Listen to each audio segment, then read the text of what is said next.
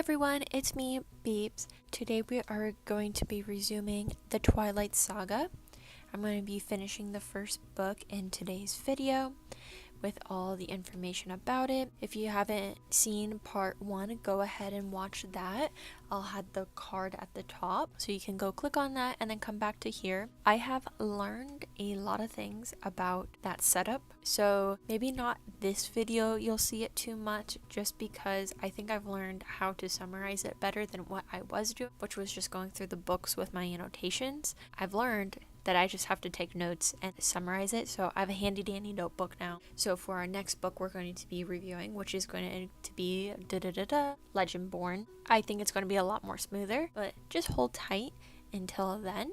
Also as well, I want to change the title of the series. I think I have it called like Doodling and Yapping, but I want something more bookcore. So I'm going to go ahead and put a poll on my channel and also on my Instagram. So if you have an idea about what this series should be called, or if you want to choose from all the different titles I have, that would be great. And if you have your own that you think would be a really good idea, combining the idea of books and drawing and reviewing, please let me know. I'd love to hear it. I'm trying to do a 2-word minimum of this series, as I have like my review series and I have this series. I want to kind of make a brand of that, so let me know, and we're just gonna get started right off the gates. I hope you guys enjoy the rest of the summary of Twilight. Chapter 9, Theory. So a general recap of this chapter is it's when they're on the road back to Bella's house after Port Angela's, and we just finished off the Port Angela's chapter. They're going through, and basically it's Bella just asking Edward question after question about being like a vampire, about what he is, how it all works. And one I'd like to know is, well, ... you said you knew I hadn't gone into the bookstore and that I'd gone south. I was just wondering how you knew that. And he kind of evades that question because he doesn't want to admit he did because I mean, who would want to admit they like sniffed you, right? And there's some like other highlights, and then he's going over about like, oh, how his mind reading works, because I think that's like the main one he went over as well. And he's going over if his family has it, and he's like, no, and he's like, I can't read your mind. It's like you're on the AM frequency and I'm only getting FM. And a consistent thing with Bella is that, and I wrote this down too, is that she does not think anyone is weird, except she just thinks she's the weirdest person alive. And I just think it's so funny that she thinks this when she is about to date a 100-year-old virgin.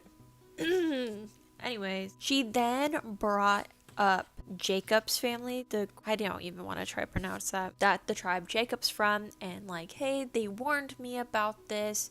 And as you can see, like, Jacob's still like a pretty big presence in her life that she brought it up. And obviously this is like what gave her the idea that he was a vampire, was Jacob telling this story. So she kind of mentions Jacob, and he goes, well, they technically broke the treaty by saying something, but like it's fine because Edward wants Bella.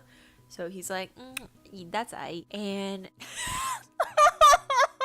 guys, I make myself laugh. Anyways, they're going over it, and Edward does his thing again where he doesn't like being a vampire, and he's like, and Bella's like, well, I don't really care like what you are, I just think like you're kind of chill. And he's like, you don't care? I'm a monster.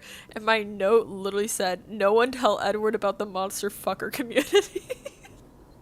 Vampires are like barely even in that community. It's so bad. I wonder what his thought process would be if he got into a mind of a monster fucker. I think he would just like have an aneurysm, right? Like, I don't know if he would survive that. And then he goes, and she goes like, you're angry. And he's, no, I'm not. And because he's just like such a chill, nonchalant guy. Because he's a chill, nonchalant guy. This is a really good quote to read. But you're not hungry now, I said confidently, stating, not asking.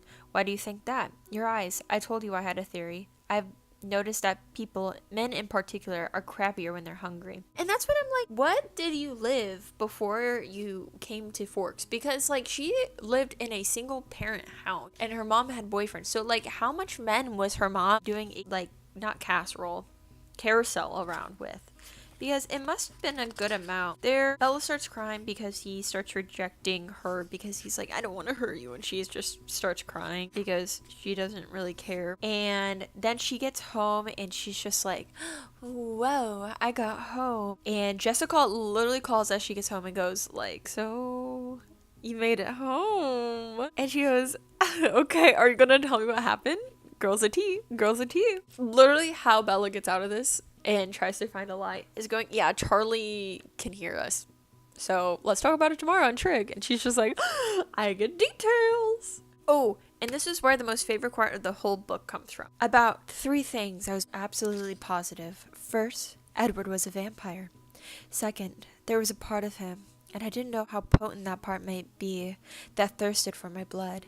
And third, I was unconditionally and irrevocably in love with him. And to the haters that go, you cannot be in love with someone with a person you've had a conversation twice with. So you talked to this man twice. Okay, and I told my roommates I love my boyfriend after the second date before we even started dating together. I talked to this man over Instagram for 1 week. We went on 1 date. We went on 2 dates. And I was like, yeah, I love him. I will be marrying him. And he's the one of my life. And now we've been going strong for 2 years and we live together. So when you know, you know.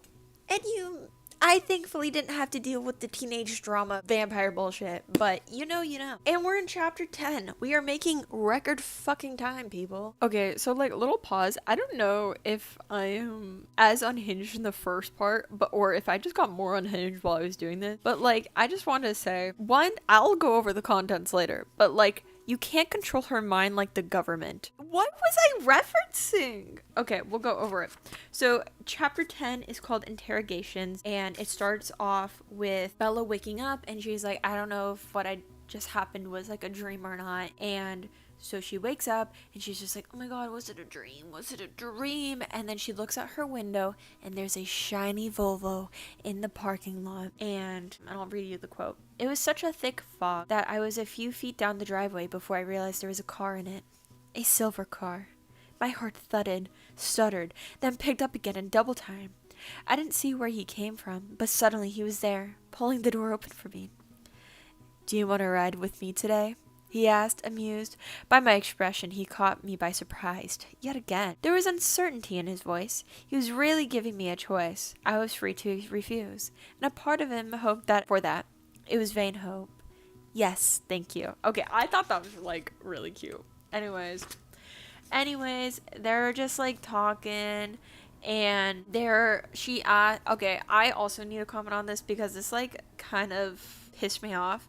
They took Rosalie's car, he shrugged as he parked next to a glossy red convertible with the top up. Ostentatious, isn't it? And I'd like to say, the shiny Volvo next to the beater of cars are not blending in. Like, that Volvo was already standing out the moment it is. And then Edward did a thing because he's a touch-started virgin. Jessica is already trying to negotiate with her and to find out what happened, and she's fucked. Mike tries to interrogate Bella if Jessica said anything about their date. Yeah, and then this is just Jessica interrogating. I didn't write anything that... Oh, okay, so now she's in the lunchroom with Edward, and they're gonna sit together to eat lunch, and she goes like, oh, why are you getting food for you? And she goes, why? Don't you, like, you can't have food? And he's like, it has to make me look like I'm here. And then this phrase happens, and I'm explaining everything terribly, but I don't give a shit. You're always curious, he grimaced, shaking his head. He glared at me. Actually, no, cut that. If someone dared you to eat dirt, you could, couldn't you? He asked condescendingly. I wrinkled my nose. I did it once on a dare, I admitted. It wasn't so bad. Give me context to before Bella of Twilight. I want to know. Also, because I think her backstory is so interesting. Anyways, the dirt comment was in reference to him eating like normal people food. Like, they can kind of eat it. They just like puke it out later. I don't know if I can say that on the internet. I will. And then, oh, yes. Okay, so basically, Bella spilled her guts to Jessica, and Edward furrows his brows because he picks up on Jessica's thoughts, and he goes, you said something to Jessica, well, it bothered me. I'm not surprised you heard something you didn't like. You know what they say about eavesdroppers, I reminded him. I warned you I would be listening, and I warned you I didn't want you to know everything I was thinking. You did, he agreed, but his voice was still rough. You aren't precisely right, though. I do want to know what you're thinking. Everything.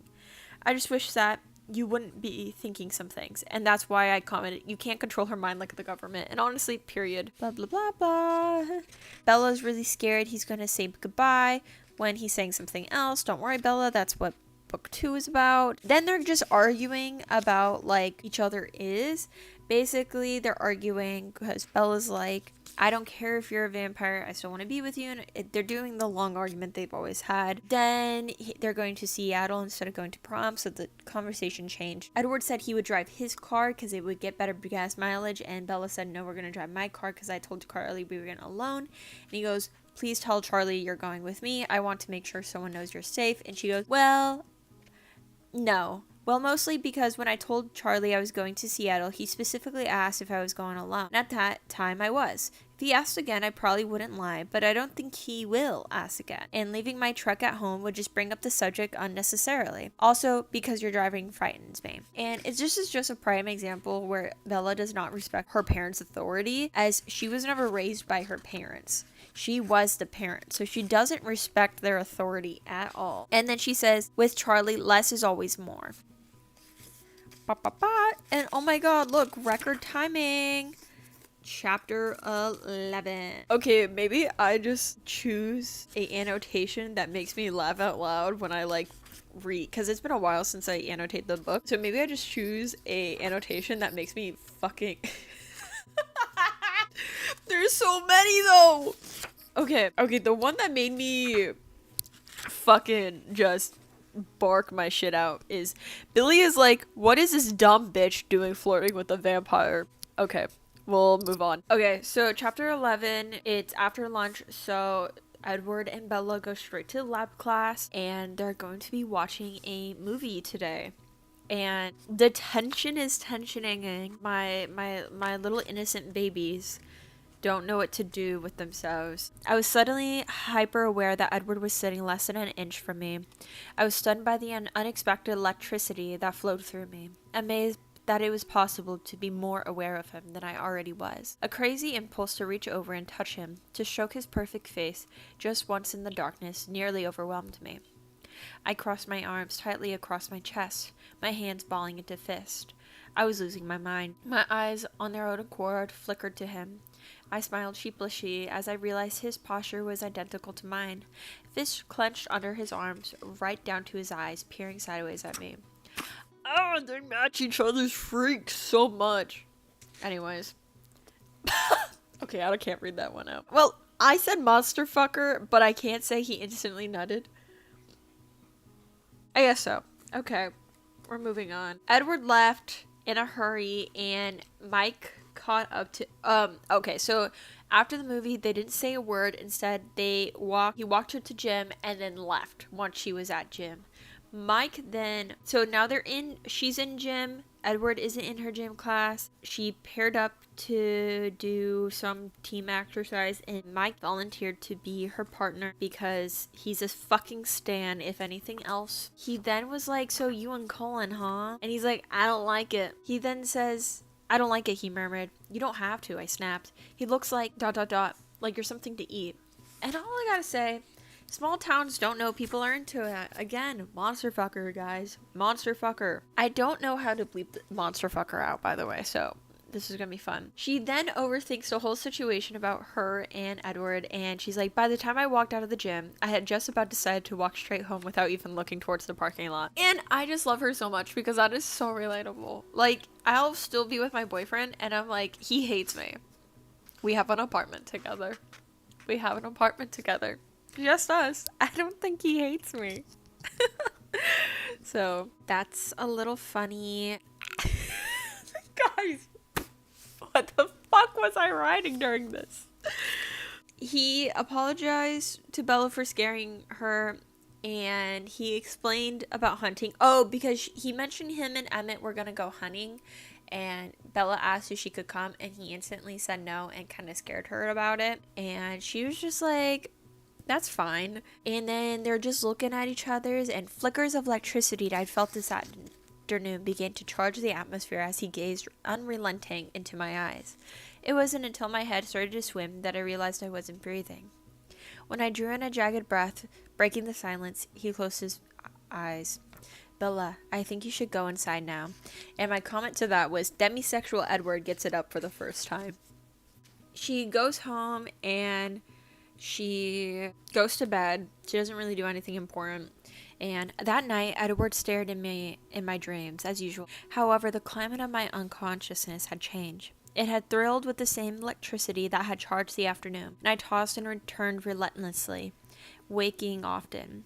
It was only in the early hours of the morning that I finally sank into an exhausted, dreamless sleep. Okay, hi, it's editing beeps. And I just realized why she couldn't sleep that well during the whole snafu. Because Edward starts watching her when she sleeps. I think it was this night is when he starts watching her in her sleep. So even in her sleep, she knows Edward's watching her. Stephanie Meyer, you're so crazy. Oh my goodness. Anyways, back to the normal topics. She then she wakes up, her dad is asking her if she's going to the dance, and she says no, and he goes, come on, you should really go, and she goes, it's girls ask guys, I don't want to ask anyone. She then asks him a question, and it's now his turn to ask questions. And unlike Bella, fucking nailing him about being a vampire, which is actually a very valid thing. I mean, you already know what a human is, right? You don't need to ask, like, the basis of what being a human is, assuming you were a human and are a human. But he just goes asking favorite colors, favorite song, just along that. Her favorite color and favorite gemstone is whatever his eye color is. And I think that's cute.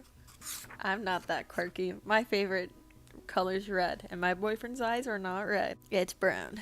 And I said, no red. So, and then she goes on to say, so she's just describing, I think this is important. So they got off school and they immediately just sat on the Charlie's porch. They didn't go inside yet. He hasn't entered her room. They haven't did that yet. And she just goes into the details of how it is to be living in Arizona, what the climate is like, what the temperature is like, how the cicadas sound, and she really goes into it, and she just describes the beauty of the Arizona desertscape that she doesn't know why she likes. She knows she shouldn't like it, but she just really does love it. And she really goes into it, and she then goes into talking about her home as a child. And finally, when I had finished detailing my cluttered room at home, he paused instead of responding with another question. In Bella's room here, it is awfully described that it is very bare and is what was picked out in the department store. And I think it's really sad that Bella doesn't have a lot of her items and a lot of items that made her, right? Because you can be clean and cluttered, because obviously Bella's pretty much not a clean freak, but she's now so used to cleaning because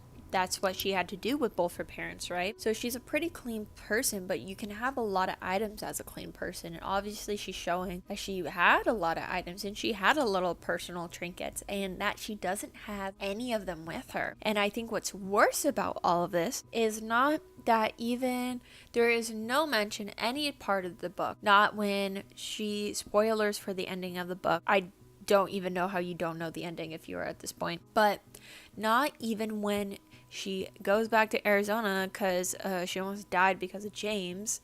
Well, actually her own stupidity, but we can blame James. I mean, don't blame the victim, right? Victim blaming's wrong. Fuck James. Anyways, when James almost killed her, after the hospital, there is no mention of her stopping at her house in Phoenix and getting more of her personal items. There is no mention in New Moon of her getting her personal items. There is no mention when she moves into the Cullen house in Breaking Dawn Part 1/2 that she brought any of her personal items from Arizona with her. There is no mention. And I think that is the saddest thing ever. You can argue, right? Like, this idea of rebirth for Bella. The whole Twilight arc is Bella's rebirth into being a vampire and being who she's supposed to be.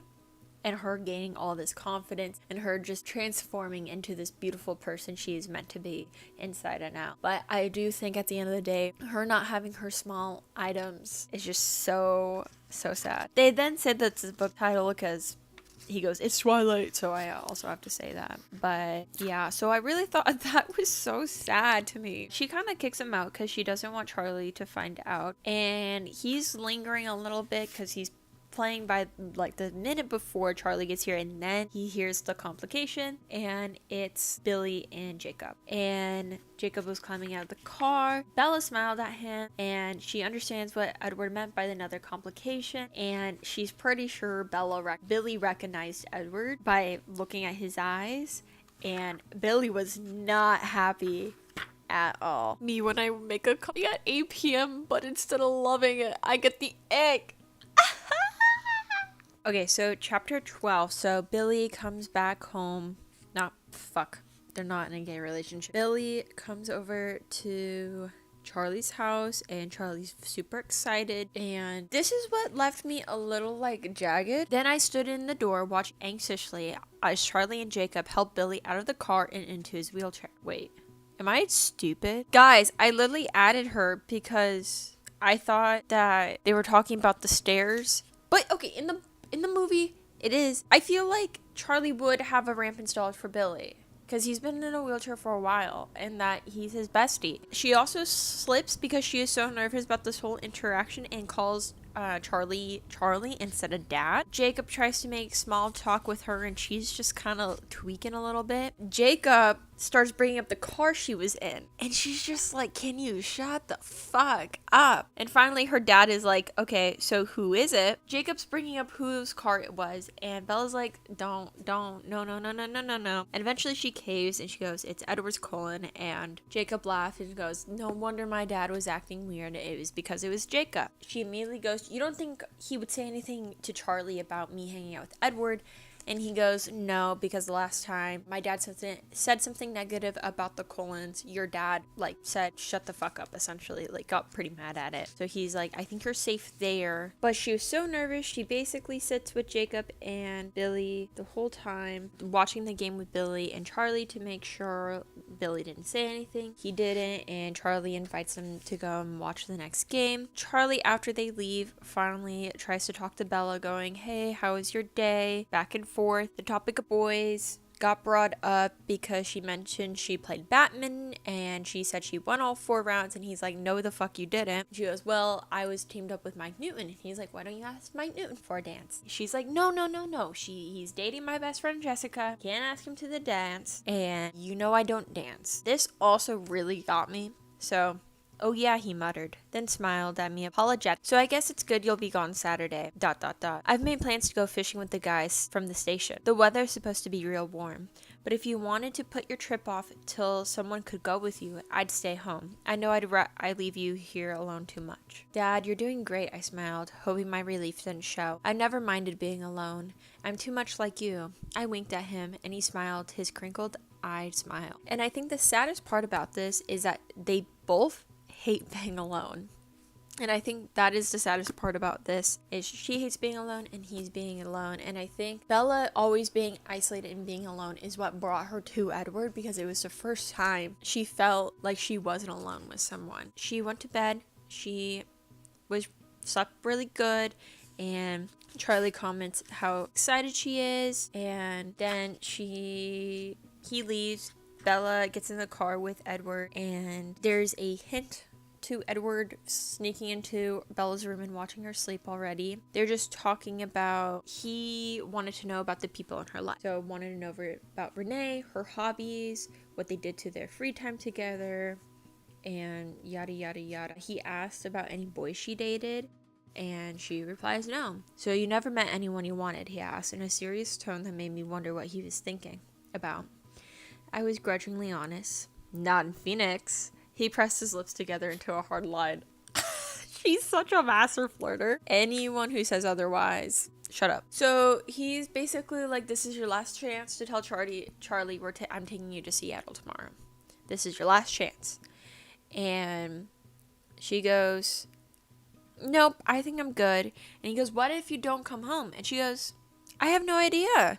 He knows I've been meaning to do the laundry. Maybe he thinks I fell into the washer. Oh, I don't think the dance is this weekend. I think she invited him over. I don't know. Doesn't matter. Charlie's gone. Bella doesn't want Charlie to know and trying to raise up Edward. That's the summary of it. Yada, yada, yada. Oh, I understand this. He's going hunting this weekend. Alice comes up to them and introduces herself. He basically goes, hey, no, we're not doing this right now. Go back to the car, to Alice. And she basically goes, have fun with your hunting trip. And he's just like, yeah, I don't know. She's basically saying that tomorrow will be a really good day. Like, tomorrow is like the day that makes it or break it. I intuitively known, and since he did too, that tomorrow would be pivotal. Our relationship couldn't continue to balance as it did on the point of the knife. We would fall off one edge or the other, depending entirely on his decision or his instincts. My decision was made before I'd ever consciously chosen, and I was committed to seeing it through, because there was nothing more terrifying to me, more excruciating, than the thought of turning away from him. It was an impossibility, and I love how dramatic she is. She's so real for that. Oh, Mike asked if she's going to the dance with the colon. She said no. Instead, call back to the washer, falling in the washer. He goes, what are you doing? And she goes, laundry. Then I have to study for a trick test. I'm gonna fail. I'm sorry. That's so funny. He immediately asks her and goes, Edward Cullen's gonna help you with that test, huh? And she goes, oh, shut the fuck up. No, he's not. Because she doesn't want, if anything happened to her because of Edward, she doesn't want to. She doesn't want to let anyone know that because she's a girl. Total side note, because I'm recording all this audio in between, like, not longer bouts, but like I'm not doing consecutively in one day. I'm doing it like a couple days just because it's a lot of content and girl only has so much time at one moment. But can I tell you how hard it was for me to figure out where I was right now? Oh my god, I was not descriptive. I like had it at the end and then I'm like, oh my god, they're at the meadow scene. I don't remember covering the meadow scene because I didn't. I still like had half the chapter left and my bitch ass just like threw the bookmark in chapter 13 and go, you're done with chapter 12, when there's a lot of actual content I should be covering in chapter 12. Anyways, I just needed to highlight my own stupidity right there, and it's back to normal programming. So I'm not entirely sure actually what I covered in the thing, and honest to god, I am way too lazy to go back because I think I did a pretty crappy job at it, but I think it was funny, which, you know what, I'll take funny over good. I mean, everyone knows this story, so I don't have to be that efficient, right guys? Anyways, so she and Edward are not going to Seattle anymore. He wanted to do something else instead. So instead, she is telling everyone that she's just going to stay home and study. And that's about it. I don't know if I covered, and I can just edit this post-op. Basically, her dad is like, hey, Bella, are you still going to Seattle? And she replied, no, I'm just going to stay home, do some homework, do some laundry. And he goes, oh, I can stay home with you then. I don't need to go fishing. I only plan to go fishing because you were going to be out. Not like he wasn't already going to be going out fishing regardless. Whatever. And she's like, just go fishing, Dad. And he's like, are you sure? And she goes, absolutely, Dad. Besides, the freezer is getting dangerously low on fish. We're down maybe 3 years supply. You're sure easy to live with, Bella, he smiled. I could say the same thing about you, I said, laughing. Okay, on hold, because she is funny, bitch. Oh my god, right when I sat down, you fuck. Let's see if I remember my laundry.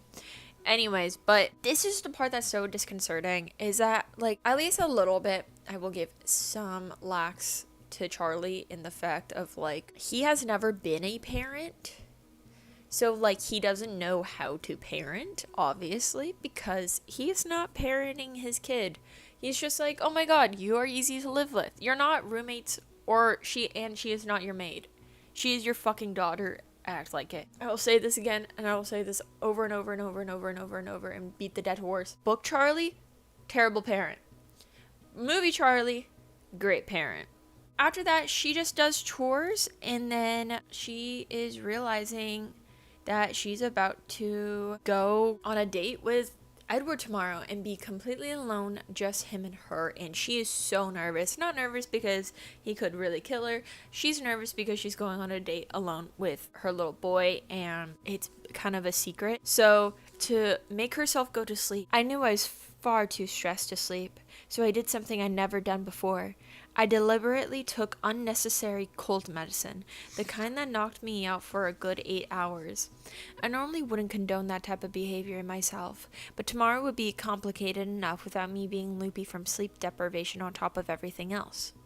While I waited for the drugs to kick in, I dried my clean hair till it was impeccably straight, and fussed over what I would wear tomorrow. I got up and rifled through my shoebox of CDs until I found a collection of Chopin's Nocturnal. I put that on very quietly, then lay down again, concentrating on the relaxing individual parts of my body. Somewhere in the middle of the exercise, the cold pills took effect, and I gladly sank into unconsciousness. I'm sorry, no way. I just find that so funny. She basically did today's equivalent of melatonin and ASMR.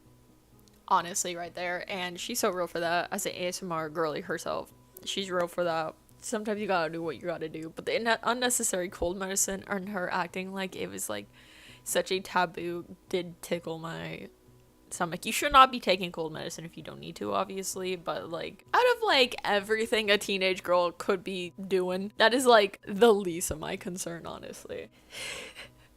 And this is how she phrased it the next thing.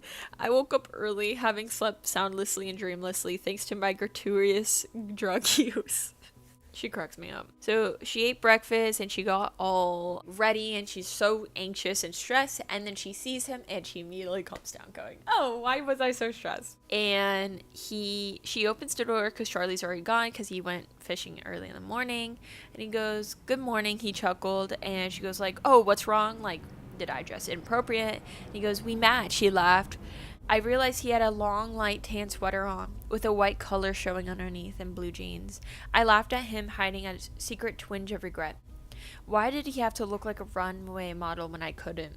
And then my comment here was, do you love him or do you want to be him? So they are now going on a hike. Bella is freaking out about this because Bella in this whole thing is a very clumsy girl and is not an exercise lover. She would rather be a more sedentary, where Edward is like, oh, let's just go on a hike, and she's just like, what the fuck do you mean let's go on a hike? And she kind of starts having a straight up panic attack, honestly, about the whole thing. And he's like, don't worry, it's just 5 miles one way. And I want to say, I'm pretty sure it's only one. I think the 5 miles is one way. And I gotta say, 5 miles one way for like even like a decent hiker isn't some like la la la la la. Like, you have to prep for that. I will say I actually did kind of like this though, because it kind of just showed what areas, especially Edward is out of touch in terms of like being human. Because he's thinking 5 miles is literally to him, because he can run it in like 2 seconds, is nothing. Where she, a human who cannot run as fast and is just not impossibly fast, is just like, what do you mean just a casual 5 miles? Like, one way. So I really like that dynamic a lot. It could just be 2.5 like there and then 2.5 back. I'm not entirely sure. By how long she kind of was saying it took, the hike took, I want to say it was 5 miles one way, but again, I could be wrong. I feel like would not be fun. She then gets pissed off she didn't tell anyone where she was going, because he's like, you're dumb, like what happens if I kill you? And she goes, well, then no one knows you killed me. Sucks. And I honestly, I do agree with him in terms of like, she should have told someone, not because he's a vampire and he's gonna kill her, but like, if you're going on a date with someone you don't really know that well, because in the grand scheme of things they don't know each other really that well, but they were only been really talking for like maybe a month. I mean, they've only been talking for about like 3 days straight since the poor Angela's incident, right? It's not like they've been like best friends for a while, friends, you know what I mean? Like, before you go on any date, and this is a thing for my girls as well, before you want to go on any date, choose a friend you think is responsible, or your mother or your sister, whoever you need to talk to, and let them know, hey, I'm going on the date. This is my location. This is what we're going to be doing. I will go ahead and text you updates. If you get concerned, just text me and I will let you know. It's always just a good rule of thumb to just have someone know where you are and actively know where you are. And that's different between of like my friends having my location. Both my best friends, I guess not in this case, my boyfriend, my parents, both all have my location at all times. But with that, they can have my location, but like, why would they check it if they have no reason to? You know, like, they don't have any reason to check it, so they're not going to. Yeah, so just always let someone know if you're going on a date, especially with someone that you don't know that well, like someone else their location. Now they get there and there really isn't a trail, and she's starting to freak out just because how is she supposed to walk, because she's already a tripping hazard, and he's thinking she is getting anxiety from she's scared, and she's like, no, I just can't hide. And he's like, yeah. And he just kind of giggles because he's just like, I was so worried, like, you finally, like, as much as I want you to say, like, I want to go home, like, I'm scared of you. He's like, he had this relief moment of like, oh, it's not me that she's like scared of. They're walking and he like would touch her and then it like immediately like pull his hand back once like she was over the thing. And I just have this poetic thing I put, scared to touch because of instant nut, period. Finger snaps. Then they're just like going through and they're almost there and they get there, and then Edward takes a deep breath and steps out into the bright glow of the midday sun. And give me my sparkles. We are now off to chapter 13 called Confessions, and this is the meadow scene, the infamous meadow scene, and it is essentially 25 pages of them flirting is essentially what this skin is. I think it's really cute in portions, but let's go over it. So she never seen Edward in the sun prior to this, so she was pretty shocked when he started glittering like the glitter block at Dollar Tree store, and you just like get the Christmas trees covered in glitter and you shake it and it just all falls. She wasn't expecting him to be that. But it's okay, because she's into it. And she does the Peggy Carter to Captain America thing, where she just goes to touch his chest, just so enthralled by his body. And she goes to touch and then goes, hey, can I touch? After she's like halfway there, and he goes, sure. And then he goes, you can't imagine how that feels. He sighs, and I think he just came in his pants immediately. How much will this get cut?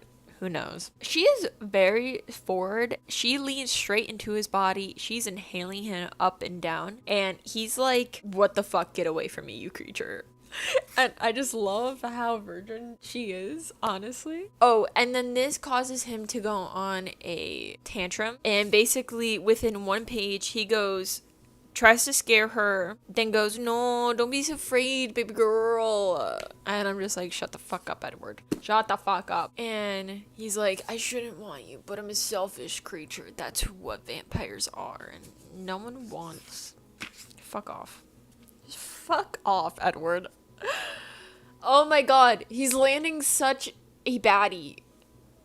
And he's still like 5. Fuck off. What is that note? What? Okay, so I'm going through. Oh, he's basically talking about his family a little bit now and going over their kind of bloodlust. And this quote just goes, even the strongest of us fall off the wagon, don't we? What are you asking? My permission? And all I wrote was, it's giving B stars. Oh my god. Guys, in the first portion, I was nearly not as fun with my annotations. I think I actually was trying to censor, and I don't think I'm gonna try to censor as much in this one, because you know what, at this point, it's giving B stars. Anyways. Oh, this is also weird. This is weird. So, he's talking about how his bloodlust has been really bad around her, and it's never typically a thing with anyone else. And he's describing like the first day they met, and he's like, you don't understand how bad my bloodlust it is. And this is the exact quote. It took everything I had not to jump in the middle of that class full of children. Okay, hold up, sir. Why are you referring to the rest of the high schoolers as children and not Bella Swan, who is the same age as those children? FBI, open up! Don't have double standards. If you're gonna be into a child, own it with your whole fucking chest, okay? I don't mean that. Cut the cameras. Cancelled immediately. But what I'm saying is, like, either... I was literally just watching a video from Rant Review Kaylee yesterday. It was an older one of her videos. And the girl was 19. Hold on. Let me pull up what the book was called. It's by the Credence girl. But it was Birthday Girl by Penelope Douglas. And she already has a knack for making her girls weirdly underage and having a, like, mommy daddy kink thing going... daddy baby kink thing going on. And... that line in particular was getting that, and what she was saying in the thing was, like, the guy needs to either choose to be into her 100% or choose to view her as a child 100%. He couldn't keep going doing, like, this wishy-washy, like, she's a child but she's not a child, and she gives me a you know, like, you need to choose, and I'm 100% of that opinion. You can't call people her age children and then her not a child, you know? It's just weird. It's just weird. Then he talks about how he almost, like, killed her after she showed up to, like, the counselor's office after his classes, and almost killed Mrs. Pope too to hide the thing. And this is her thought process when he tells her that. I shiver in the warm sun, seeing my memories anew through his eyes, only now grasping the danger. Poor Miss Cope. I shivered again at how close I'd come to being inadvertently responsible for her death. And I'm like, you are not responsible. Edward is. Do not take ownership of a man's behavior. God bless America, Bella. Do not take ownership of a man's behavior if that is the last thing I frickin' do. And then he's just going over his backstory and how he went to Alaska to visit the other vegetarians with her, like he knew, and he goes, old acquaintances.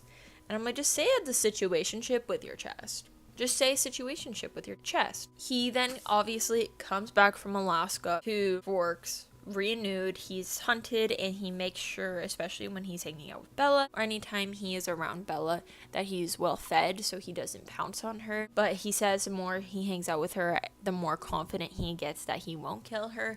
But there's always that just slight possibility because he is a vampire and she is the best smelling thing he's ever smelled. I think a part of why Edward was so enthralled by Bella is because he couldn't read her thoughts. He actually had to, like, interact with her like a real person. He didn't have to, like, assume, like, he didn't already know the answer of how her behaviors are. He had to, like, uncode her. And I think that was a really big draw. And here's the thing, and this is what I'll say about that, is that you can be like, oh, he only liked her because he couldn't read her mind. And I think a part of that is yes. I think that was a huge draw for him. And I think he would probably still like Bella either way. But I think, imagine having your partner know everything, every single thought you had. Whether bad, good, the ugly, you know? Like, I think me and my boyfriend, if we were able to read each other's thoughts, and at this point, like, if you know someone well enough, you know basically their entire thoughts, right? Like, I can take a look at his face, take a look at the context we're in, and I can almost assume exactly what he's thinking, but I don't know exactly what he's thinking, right? Sure, I could guess it just because I know him so well, but I don't actually know what he's thinking. And this also creates, hey, you will sometimes hate your partner, your friend, your family. You will sometimes hate them and have really mean thoughts that should be staying as thoughts and not should be coming out of your mouth. When you read someone's mind and you are essentially having unlimited, unfiltered access to their thought, which does not make a good relationship at all. Nope. So I can understand why it was such a draw for Edward to be finally free of, like, hearing someone's thoughts constantly and being able to, like, actually interact without knowing what they are already going to say before they say it. He basically confesses that she is the love of his life and that is she is the most important thing to him. Then they kind of just start, like, touching each other and have this, like, weird tension going on about touching each other. And it is almost like kind of this erotic thing that's happening. It's very interesting. I swear to God, he's just hard this whole time. Yada, yada, yada. It's just them going back and forth. They are done at the meadow. And she's like, I literally do not think I can hike back. And he goes, no worry. Hop on my back, spider monkey. And he gives her a little run through the woods. And she fucking hates it. She said that was the most scariest thing she's ever done. She tweaks out about it and she's just like, I will not do that fucking ever again. Oh hell no. And she has like a whole dizzy spell and he goes, let me make you dizzy about something else, and then kisses her. Okay, Briz. He drives him home because he's like, you literally cannot drive right now. You are so like fucking dizzy and out of it. And I also really like, they literally admit their love for each other. And then Edward goes, besides, friends don't let friends drive drunk. Fucking hell, Edward. God damn it. Anyways, we're off to chapter 14. Chapter 14 is called Mind Over Matter. And in this chapter, again, it's just another more one focusing on their dynamic and who they are as people and interacting with each other, and it's just another chapter based upon them flirting. We do get some really good highlights though. So first, this starts, we were just left off where they just left the hiking trail and now they are in the car. Bella realizes he is so good at driving, which I hope he is. He's been driving for how long now? He better be good at driving. This is also the chapter where we find out how old Edward is. I was born in Chicago in 1901. Carlisle found me in a hospital in the summer of 1918.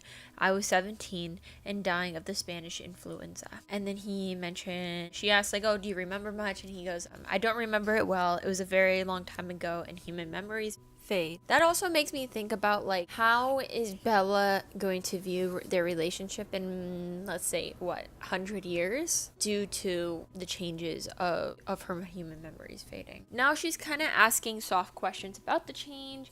And he kind of mentions how he was dying and how a lot of other people were dying, like that Carl's changed, were dying. And she goes, so you have to be dying to be changed into a vampire? And he's like, no, you don't want to. Carlisle would just never change anyone who didn't have another choice. And I fear, in like Rosalie's case, I feel like it's better to have the consent of the person being like, hey, do you want to turn into a vampire? Instead of just going, if you're dying, you probably wants to live. Yeah. And she's just asking him questions about being a vampire. So now they are back at Bella's house and it was dark outside. Now, like, it's been a very long day after she came back. They're just talking about that and her stomach growls and he goes, oh my God, I'm so sorry. I forgot you have to eat. I literally just not around people who eat. We spent, you know what I mean? Like, because they only have to eat like every 2 weeks, right? So he's like, I totally forgot people had to eat. I'm so sorry. Charlie's not home yet and she's like, you want to come in? And he goes, yeah. And she's just like, what do you mean he's going to be inside my house? This is where he admits that he's been spying on her as she sleeps. And this is my favorite part about the whole thing is, you spied on me, but somehow I couldn't infuse my voice with the proper outrage. I was flattered. She's into it. Guys, she's into it. She then tries to be like, so like, how often did you like come see me sleep? And did I sleep talk? And he tells her he sleeps talk and she freaks. And he's like, she just does not care he watched her sleep. Instead, she cares that what she said during her sleep where she couldn't like cover her mouth or anything. And she gets really like self-conscious about it. And he then starts being over his master and goes, don't be self-conscious, he whispered in my ear.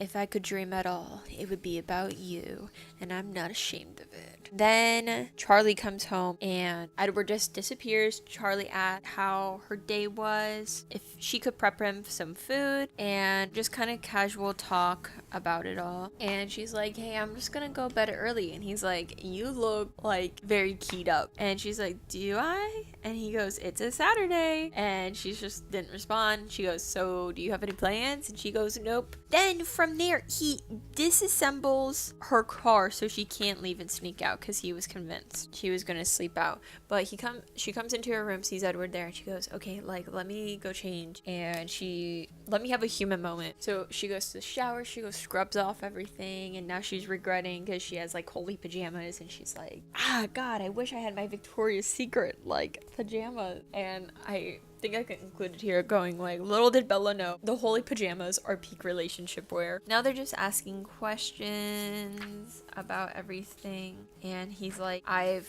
now committed, I'm not going to be weird anymore. I think I can be around you without trying to eat you.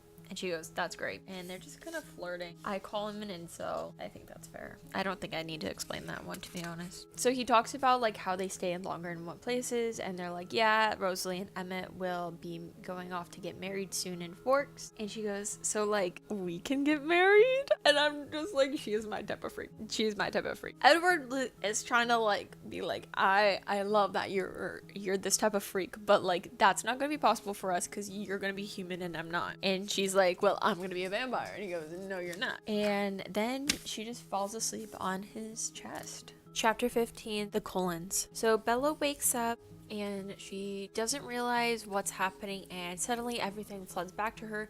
And she realized Edward's in her room. Obviously now she knows about it this time. And Edward is sitting on the rocking chair in the corner and goes, you're typically not this groggy in the morning. And she kind of is just like computer overload right now. Just like, I just woke up, I do not know what planet I'm on, and my crush is in the rocking chair in my room. What the fuck? I would also like to say to this though, I'm sorry, what do you mean he didn't stay and cuddle with you all night? What do you mean he went on to the rocking chair? He should have been cuddling you all night, except he didn't. She then has a human moment and gets ready, basically just like brushes her teeth, fixes her hair, and washes her face, and sees if she can like reset her brain, because now she's going like 80 miles a minute. He then tries to like fake bite her as a joke, and she's so into it, and he's like, can you stop being into it? And she's just like, hey. Lip bite, lip bite, lip bite. She's eating breakfast now, and they're like going back and forth about what they should do today. And he goes, fuck it, you know what? Do you just want to meet my family? And she goes, excuse me, what the fucka? What?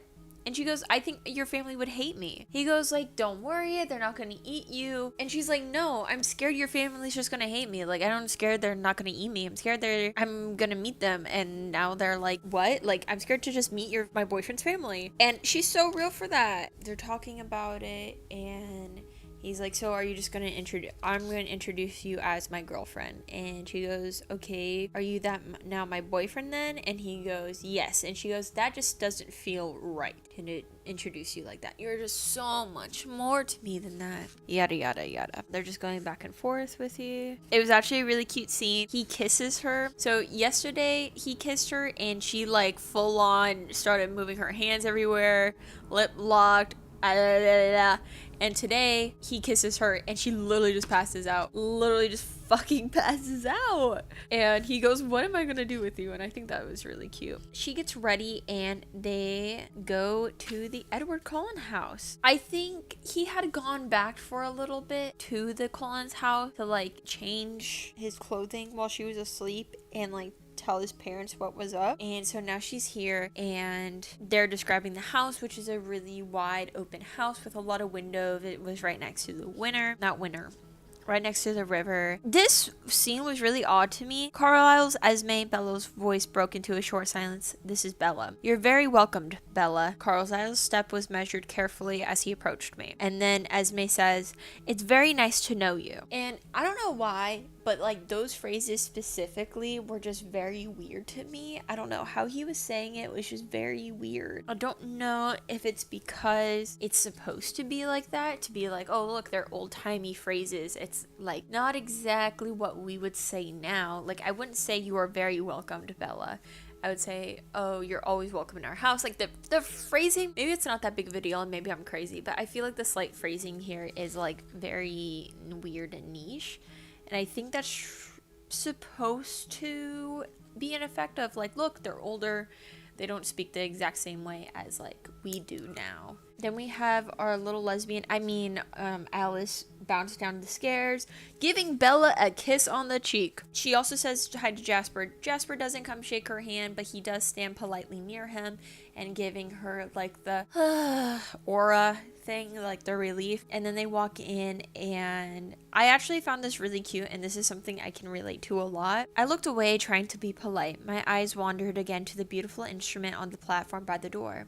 I suddenly remembered my childhood fantasy that, should I ever win a lottery, I would buy a grand piano for my mother. And that's exactly what I always planned to do. I always kind of said to myself, once I make enough money and I make enough money, or I win the lottery or anything like that, I'm going to get my mom a grand piano. Apparently my boyfriend's also on that list too, because he also wants a grand piano. And I'm like, y'all can just fucking share. I'm buying you a co-custody grand piano. Figure it out. Then Edward starts playing for Bella, and he's a beautiful piano player. Obviously, he has nothing else to do. And I thought this scene was really cute. Edward looked at me casually, the music still surging around us without a break, and winked. Do you like it? You wrote this? I gasped, understanding. He nodded. It's Esme's favorite. I closed my eyes, shaking my head. What's wrong? I'm feeling extremely insignificant. The music slowed, transforming into something softer.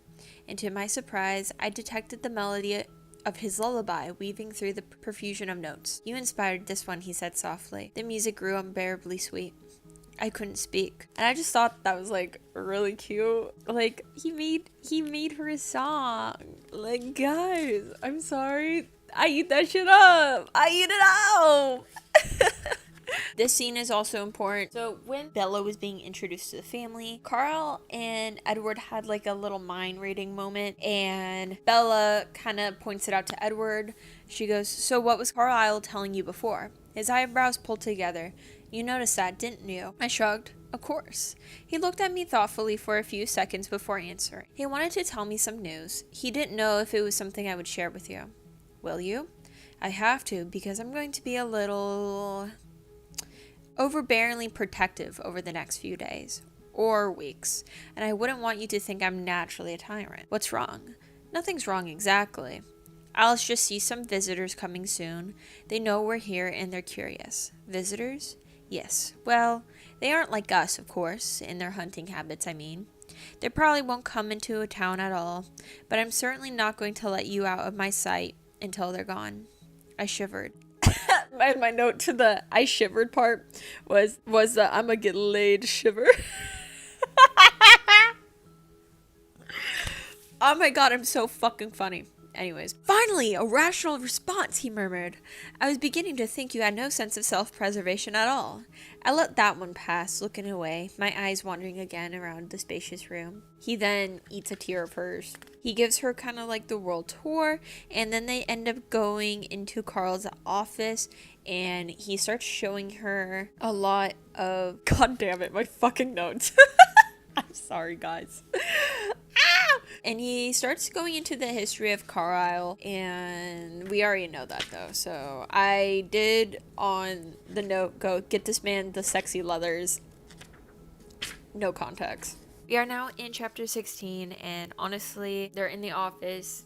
It's mostly just Carlisle's like summary of his life, and then they talk about him, and she asks like, hey, have you always stayed with Carlisle? And he goes, there was a time I didn't, where of course I was a rebellious adolescent and I wasn't sold on the idea of abstinence from human blood. So he went off to do his own thing, and he's like, does that sicken you? And she's just like, not really, to be honest. And here's the thing too, and I know he sees it as like some morally bad thing, but like he was just basically sucking on people who are rapists and murderers for blood, and I call my morals weird, but I think that's fine.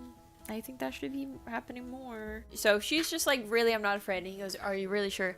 And he kind of pounces on her and like jumps into like a couch.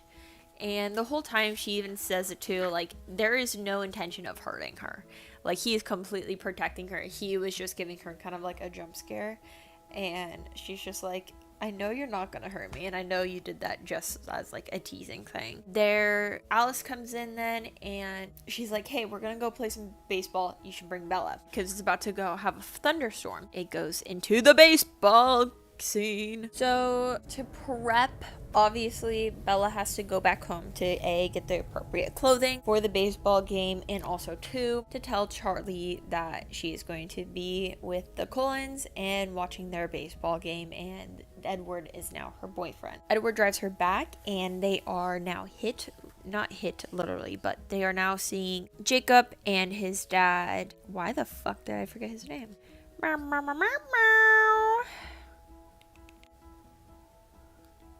Billy. Why did I forget Billy's name? That's terrible. And Billy is trying to warn him. He leaves, and she goes, you know what? You go back home.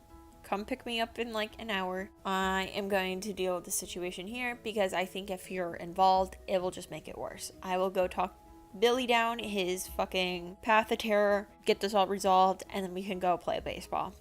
So she comes in, and Charlie isn't there though. So it's just Billy, and it is just like Jacob. And basically Bella tells Billy, mind your own fucking business.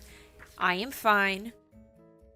I know what they are. I understand they are vampires. I am okay, and you don't need to tell Charlie, because this is not your business, and I don't think it's Charlie's business either. Then Billy's like, okay, you know what? Let's go. Jacob's really sad that they're leaving, because he didn't really get to talk to Bella, because Billy kind of made a reason for them to leave. And then she gets a phone call for Jessica, and Jessica's talking about like normal kid things, and Bella's kind of having like the, whoa, this is really weird. Like she's talking about like, oh my god, he just kissed me, and I'm talking about spending eternity with a guy. Charlie finally gets home. It cuts off the conversation with Jessica, and she tells Charlie, hey, I have a date with Edward. And he goes into a mentally combust, and he's like, what the fuck? And she goes, you said he was a nice guy. And she goes, yeah, but that doesn't mean I want you to date that nice guy. And she goes, well, I'm going on a date playing baseball with his family. And he kind of goes.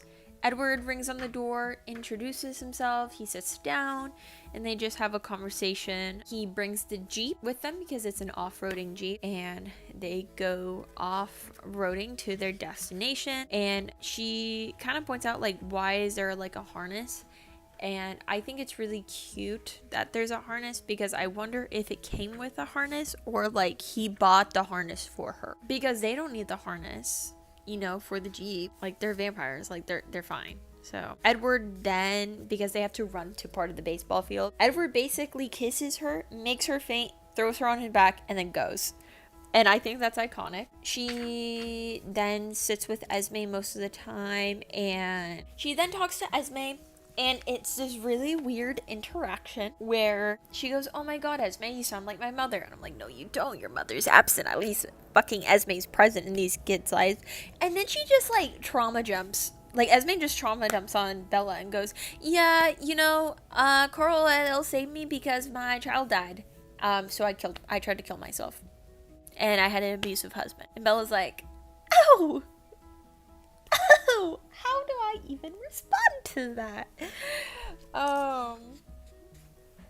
They've known each other for maybe 5 hours, and I think that's really fun. They're playing the game, yada yada. Rosalie's kind of being a little bitchy, and then Alice stops, and Alice is going, the vampires are here, and they're coming to play, and they're trying to get Bella out, but they're too close, where if they started running away, it would probably get the vampires to chase them. So they're deciding to just stand their ground and don't move from their current situation. All right, chapter 18, The Hunt. We now have the bitches that literally cause about all the issues in all the books, in either directly or indirectly. They emerged one by one from the forest edge, ranging a dozen meters apart. The first male into the clearing fell back immediately, allowing the other male to take the front, ordering himself around the tall, dark-haired man in the manner that clearly displayed who led the pack. The third was a woman.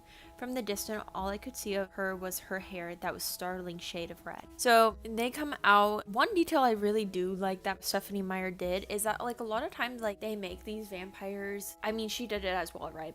they make these vampires all these like glitz and glamour, but when Bella is describing them, she describes them as the clothes were frayed though, with wear, and they were barefoot. Both men had cropped hair, but the woman's bright, brilliant orange hair was filled with leaves and debris from the woods. And debris, fuck off. And I just really like the fact that like they are running around. They're not going to be like some perfectly made up vampire if they're running around in the woods.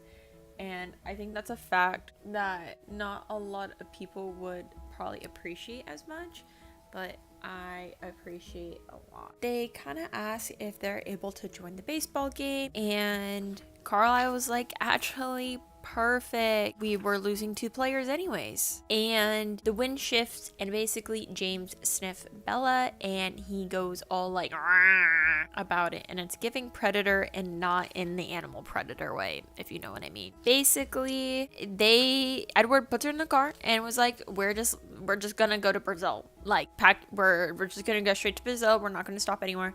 And Bella's like, literally, okay, 2 fucking seconds. A, I need to protect my dad. B, I can't just leave without telling everyone. Everyone will think you abducted me. And he's like, that's probably gonna happen anyway, so might as well just do it. And she goes, no, I also need to make sure my dad is safe. Like, I can't just leave.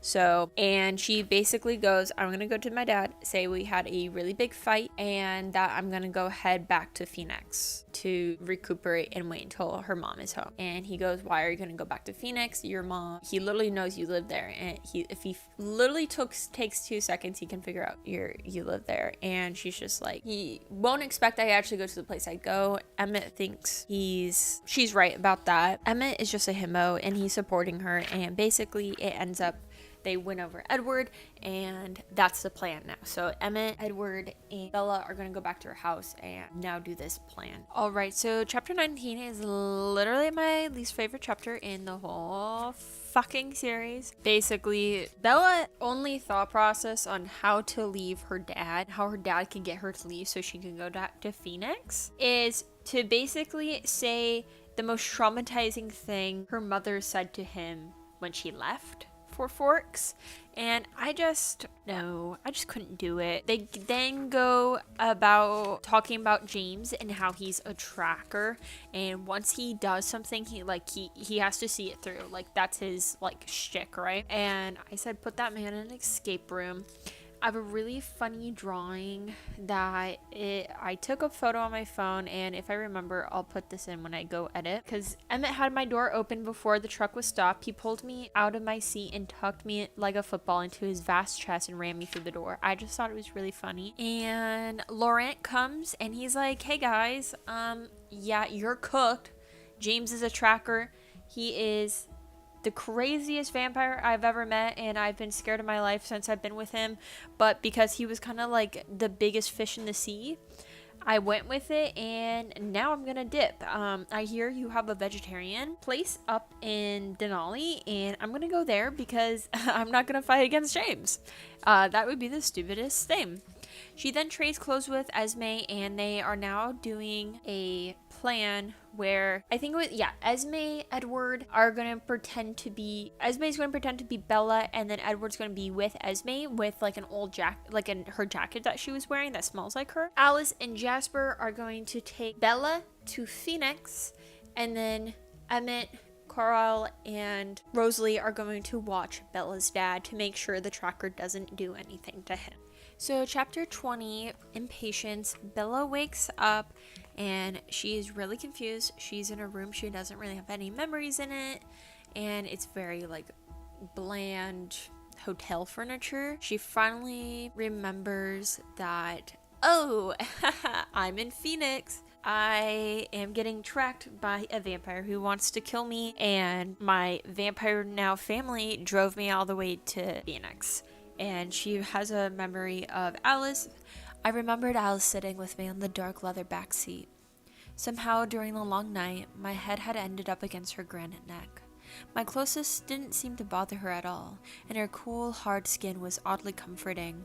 to me. And she couldn't sleep during the drive because she felt miserable because she just broke her dad's heart. Alice finally comes in, and Alice is just trying to make her feel better, telling her about Edward, telling her about everything. She then gets a kind of like frightened, and Jasper starts like kind of calming her down. And what I loved about Jasper that I feel like we didn't get in the movies, that we got a lot more in the books, is that he was a lot more tender in the books. So for example, he said, Jasper was suddenly beside Alice, closer to me than usual. Bella, he said in a suspiciously soothing voice, you have nothing to worry about.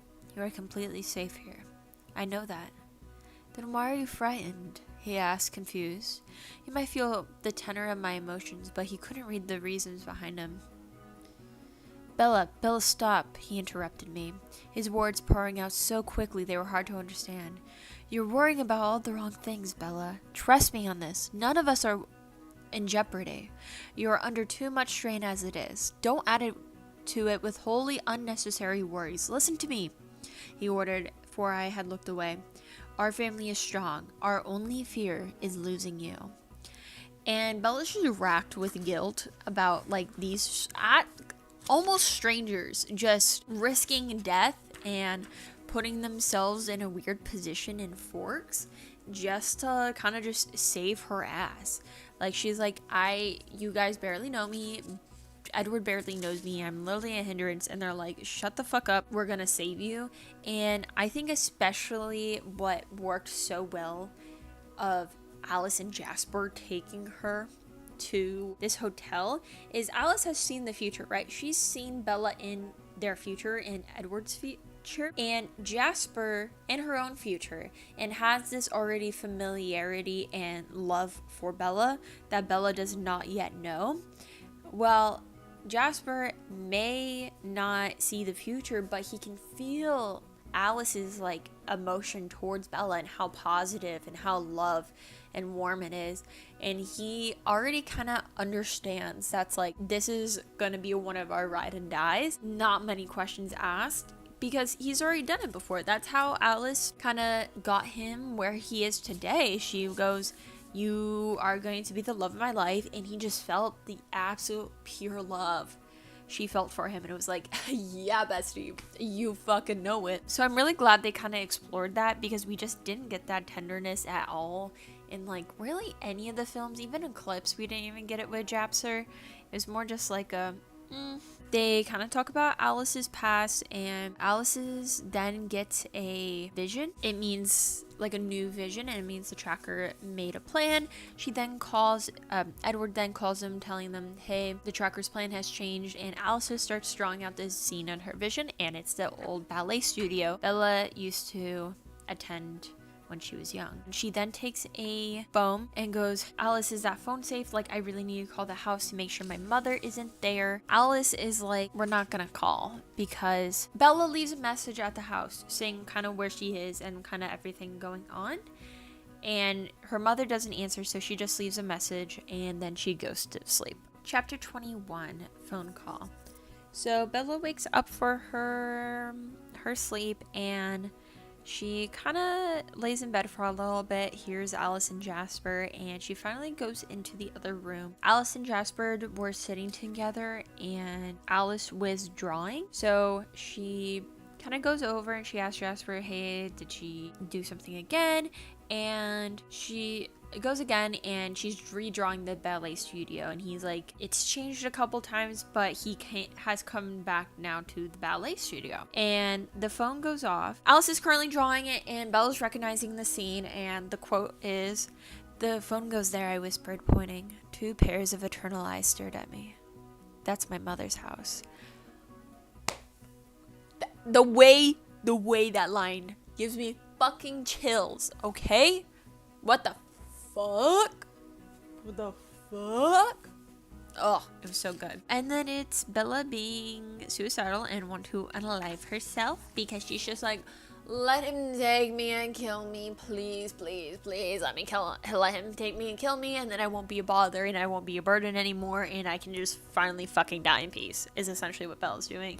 And everyone's like, what are you doing? Can you stop trying to kill yourself? Then they get a call. Alice picks up. Alice hears a woman's voice, doesn't suspect anything, and then Bella picks up and it's the tracker talking to her. So it was her mother's voice, so she thinks the mom is trapped within the house, and Jasper had left during this time to check out because they are now going to go take Bella very far away, and Bella's really grateful he isn't here. She knew he would figure out she was freaking out. She then decides she's just gonna go because she wants to make sure everyone's safe and she doesn't want to risk losing anyone, so she's just gonna go, and that's just what it's gonna be.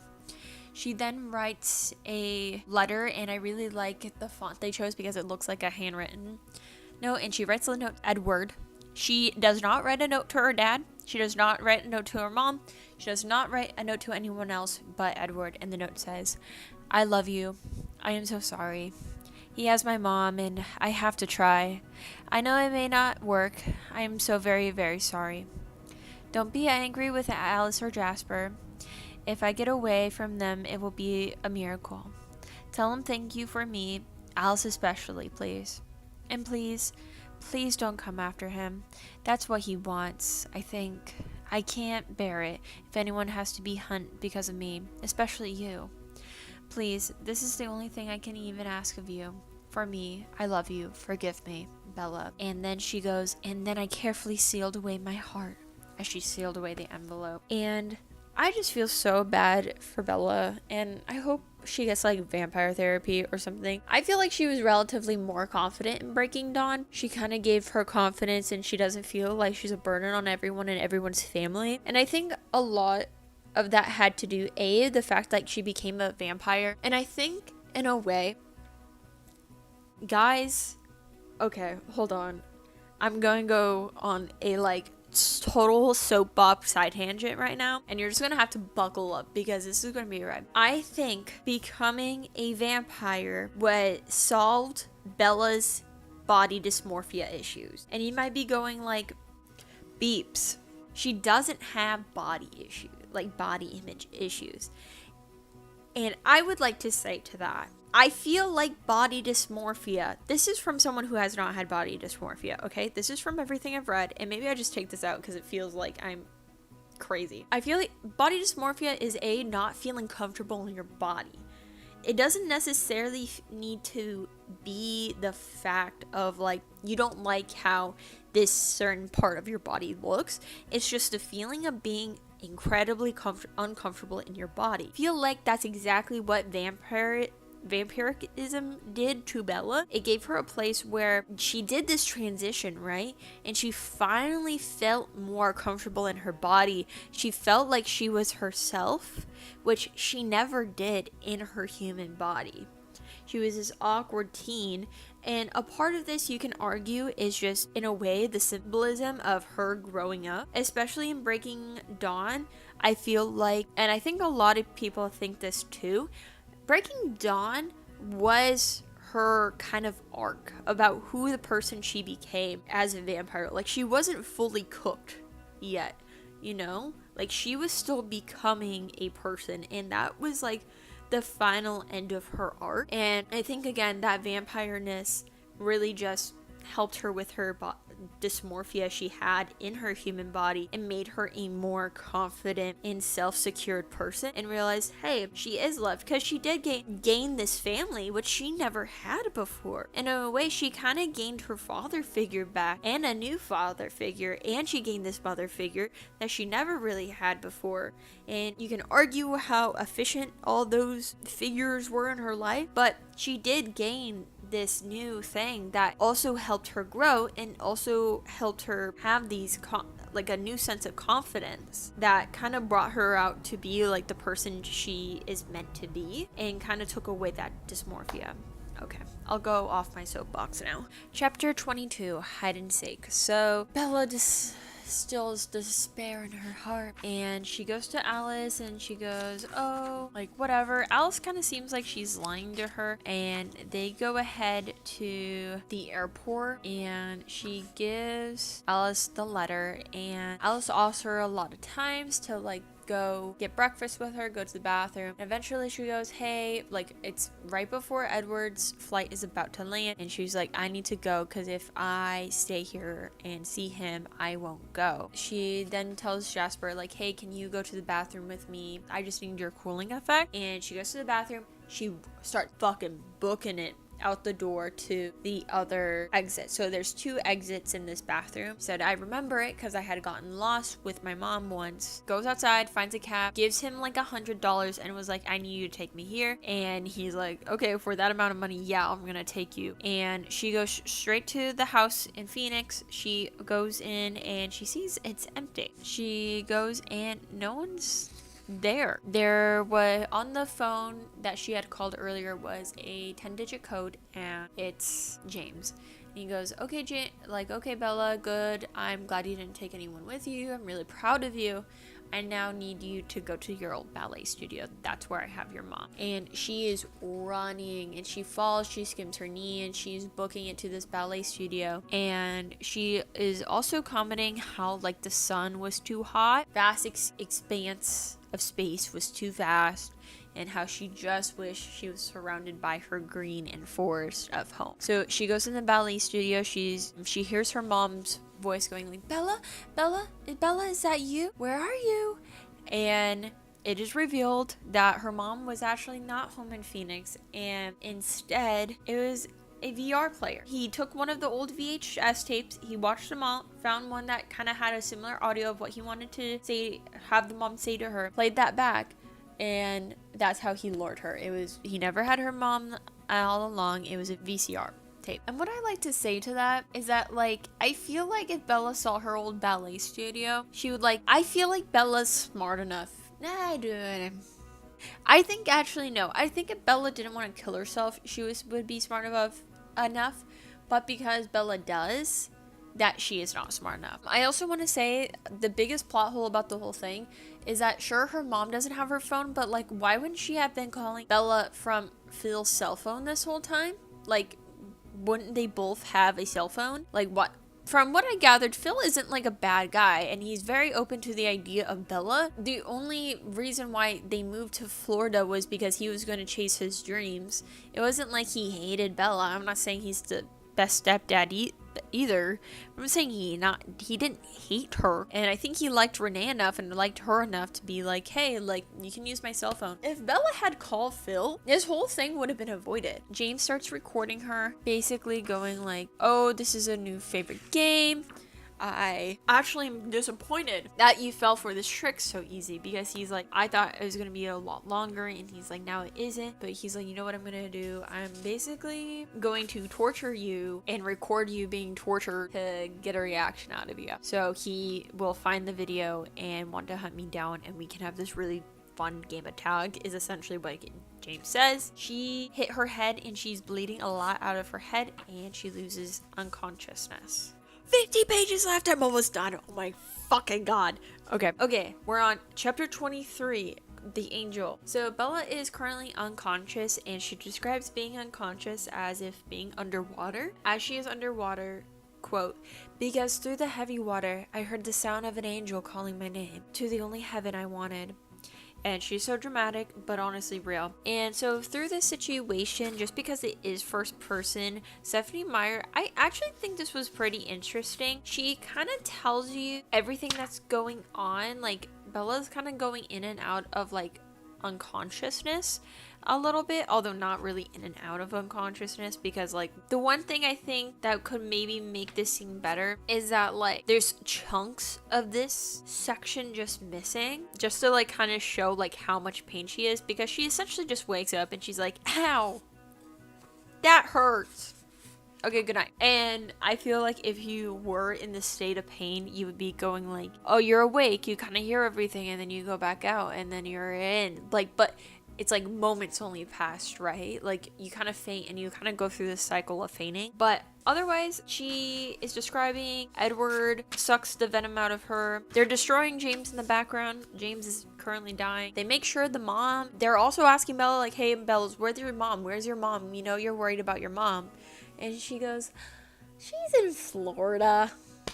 Silly, silly, silly. Yeah, she's in Florida. Isn't that a silly little thing? And then she just fucking passes out in Edward's arms. Chapter 24, an impasse. I'm almost done with the audio recording.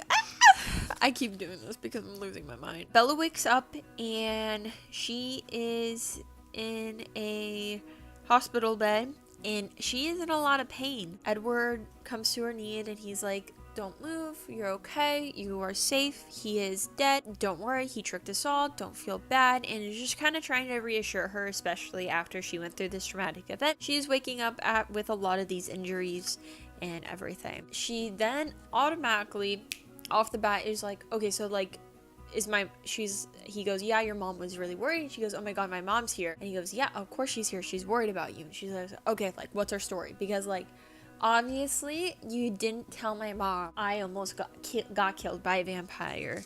So he was like, you fell down the stairs is what like we're going with. She also asked Edward, like, how bad am I? Like, how's my physical state? He goes, you have a broken leg, 4 broken ribs, some cracks in your skull, bruises covering every inch of your skin, and you've lost a lot of blood. They gave you a few transfusions. I didn't like it. It made you smell all wrong for a while. And this is also, okay, we're gonna take a little note, and I'm just totally gonna go on my little beat the dead horse again regarding this. So everyone in New Moon, I think Bella gets a really bad rap into why she had a fucking mental breakdown, and I would like to argue, Bella has been suicidal and depressed since we've met her in chapter 1.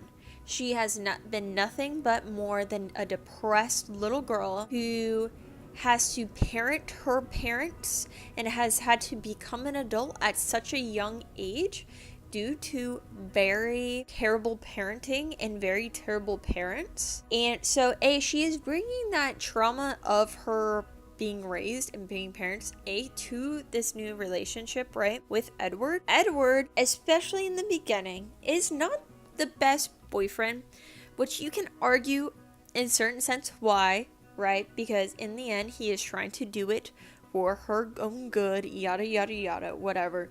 But it still doesn't change the fact he is very hot and cold to Bella. He's very yes or no, and he kind of is, in a way, sometimes love bombing her. So she already gets that, and she is this person who has never been understood by her parents, has never been understood by friends, has never had another partner understand her, and she meets the one person in her life she feels a very strong bond to, a very strong connection to, and a person she is kind of using as her lifeline of, sure, I may be depressed, sure, maybe all my life kind of sucks, but it is okay if this person is here. Then she goes through this very traumatic event where she is almost killed and she is tortured before she dies. Sure, it wasn't a long torture sequence in like the grand scheme of torture sequences, right? Like, I'm sure I could name a crap ton of books where I'm like, I would probably choose what Bella went through over that one, but that does not negate what had happened to her. No, she is a 16-year-old girl who has been emotionally abused her entire life, emotionally neglected, was kind of abused emotionally by her new boyfriend, who kind of fixes himself, quote unquote, after recognizing, like, okay, you know what, now that I've decided I just want to be with you, I'm not going to be crazy anymore, like how he was acting in the beginning of the books. She is also in a completely new environment she was never in, and then she was tortured. Her crash out in New Moon, whether she likes to say it or not, is not because of just Edward. It was all the combination of things that had happened in her life that led up to her having this mental breakdown over Edward. Because again, it was never just over Edward. It was over all the depression she's had, all the suicidal thoughts she's probably had, all the parental neglect she had, all of not being able to fit in. And then the one time she finally, and after also being abandoned by her mom, she was also abandoned by her mom, who she thought was her best friend, which was a terrible relationship dynamic, by the way, of her being best friends with her mom. So she was abandoned by her quote-unquote best friend. Now her boyfriend, who she believes is the only person in this world that understands her, just abandons her. Yeah, you're going to have a fucking mental breakdown. It was just never about Edward. It was about every little thing coming up with her life. And it's actually really similar, and this kind of made me have this epiphany too. I'm gonna bring up one of my favorite shows, Arcane. And you might be like, you're comparing Arcane to Twilight? Yes, hold my fucking beer, bitch. Arcane had Vi. Vi had her goth girl fight scene alcoholic mental breakdown because of her situationship with Caitlyn breakup, right? And everyone's like, oh my god, when the lesbian relationship hit you that bad, and yada yada yada yada. The jokes are fun, but then there's the actual people that are like, girl, you barely knew the girl, like why did you just do that? And I want to say the exact same fucking thing that Bella went through. Well, her mental illness, quote unquote, wasn't as bad as Jinx. Vi was severely depressed. Her whole entire childhood, she saw her parents' corpses. She then had to raise a little child, even with the help of Vander. Of course, like Vander adopted them. She still had to raise essentially her sister, and then also raise like these two boys, being like this older sister sibling. She is raised in a place where you cannot make a good living. You have to kill, steal, and have drugs to make any sort of living in this society. And then she saw her only father figure die right in front of her. So all her friends were brutally murdered because of a mistake her sister made. And then she was taken into a prison, did not see sun for years and years and years, and was police brutality basically the whole entire time here. Then this one glimmer of hope, Kate comes along, and it is the first time Vi has ever felt like someone understood her, felt like someone finally saw her as who she was, and Kate gave her this lifeline, right? And then Kate took it away, and once again she was abandoned by everyone she knew. And it's the same thing there. Their crash out wasn't just because of the person they were involved with, it was the whole entire butterfly effect that led them to not butterfly effect, but the whole course of their life. And it was the straw that broke the camel's back, and that's what led them to the crash out. Anyways, I had to say that because no one will throw shade at Bella for having that mental breakdown in New Moon. I actually love the book New Moon a lot more than I love the movie. It just hits so much better, and maybe I will read it one day on this channel because I genuinely love it's actually, when I reread it, it's one of my favorites, I think, in the series. I really loved it. I hated the movie when I was younger. I like the movie now more, but definitely New Moon is one of the favorite books in that series. I will also say, so we're back to the book. I went on a total tirade. He then goes, it was basically in terms of sucking the venom out of her. He goes, it was impossible to stop. He whispered, impossible, but I did it. He looked up finally with a half smile. I must love you. Aw, I didn't kill you, which means I must love you. And then she realizes she has a needle in her arm, and she's like, ew, ew, ew, ew, needle, needle, needle. And I just want to say, he's so right, because he goes, afraid of a needle, he murmured to himself under his breath, shaking his head. Oh, a sadistic vampire intent on torturing her to death, sure, no problem. She runs off to meet him, an IV, on the other hand. I will say, needle people would rather fight God than have a needle in their arm. I will also die on that hill. And there's a couple of cute moments, so she's all hooked up and they're just kind of talking back and forth, and he leaned in slow. The beeping noise accelerated wildly before his lips even touched me. But when they did, though with the gentle pressure, the beeping stopped altogether. And I think that's just really cute of you can see her heartbeat, and it's I think it's really cute. Then she hears Bella's mother come in, and Bella, she is in this hospital bed, right? But instead of thinking of like putting herself first and like, oh, you know what, I just went through this physically exhausting thing, this emotionally exhausting thing, let's put me first, she goes, oh, my mom sounds, she was talking to someone, maybe a nurse, and she sounded tired and upset. I wanted to jump out of the bed and run to her, calm her, promise that everything was fine, but I wasn't any short of shape of jumping, so I waited impatiently. She is not, her mom should be comforting her in this moment, and she is not. Instead, Bella is focused on comforting her mom because she, again, parented her mom, not the other way around. She is also very la about Edward, and she goes, "Aw, Edward loves you," and yada yada yada, even if he was the reason like you ran away from Forks, like whatever.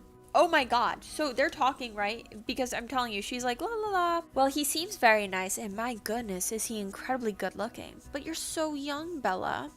Her voice was unsure.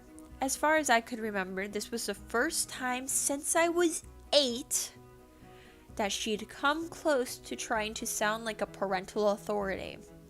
I'd recognize the reasonable but firm tone of voices from talks I'd had about her men. My note literally says there's so much to unpack here that I simply do not have room to delve into this, because in this book in particular, I was writing in the margins. I'm sorry, excuse me? The last time she was parented by her mom was when she was 8, and she's had this talk about boys with her mom since she's been how old now? How many of those men have tried to do something with her? It's like my genuine question, just knowing about probably the type of men Renee was bringing around. It's literally shocking to me. Her mom also told her, oh, Phil got the thing in Florida, so you can come move with me in Florida now. And she says, no, I want to stay in Forks. She's like, why would I go to Florida? You couldn't go outside if you're in Florida. And Edward's like, well, I wouldn't be going to Florida. I would be staying in Forks if you went to Florida. Bella starts to have a valid crash out, in my opinion. This girl almost dies for you, and you're just like about to leave her? Yeah, she's valid for crashing out. Then the RN, basically, she just is like, why didn't you let it turn me? And he goes, you're way too young, you can't be turned yet. She's like, I want to be a vampire. And he's like, no you don't, I won't let your soul get taken away. And she goes, I don't give a shit about my soul. And they're just kind of bickering again about her being a vampire, everything like that. Edward eventually, she gets really worked up. He hits a call button and was like, hey, can you come in here? I think she needs her dosage. And they basically give her sleep medicines to just to have her fall asleep. Epilogue. An occasion. Basically, she is all dressed up. Alice had spent all day getting her dolled up. I refuse to be Alice's dress up doll again. Like, if this has... Like, is this something that's going to be a repeated pattern? I refuse to be part of it. Edward picks up the phone and Charlie calls him. She then remarks on chat, quote, Charlie had been ... difficult since my return to Forks. He had compartmentalized, I don't really care actually, my bad experience into 2 defined reactions. Towards Carlisle, he was almost warpshipfully grateful. On the other hand, he was stubbornly convinced that Edward was at fault, because if not for him, I wouldn't have left home in the first place, and Edward was far from disagreeing with him. These days I had rules that hadn't existed before. Curfews, ...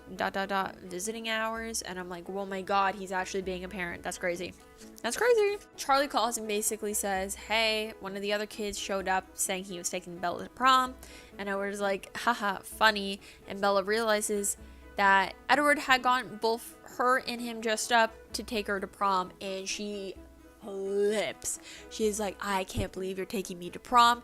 You are the worst person ever. I hate you so much. And she starts crying, and she's actually more frustrated that like she didn't pick up on the fact like this was the plan all along, because in her head she was like, I thought you were gonna change me. And he's like, no, I wasn't gonna dress you up and surprise you and go, hey, surprise, shawty, I'm gonna change you into a vampire. He's like, who do you think I am? And she goes, I don't know, someone who's gonna do it. He basically goes, okay, if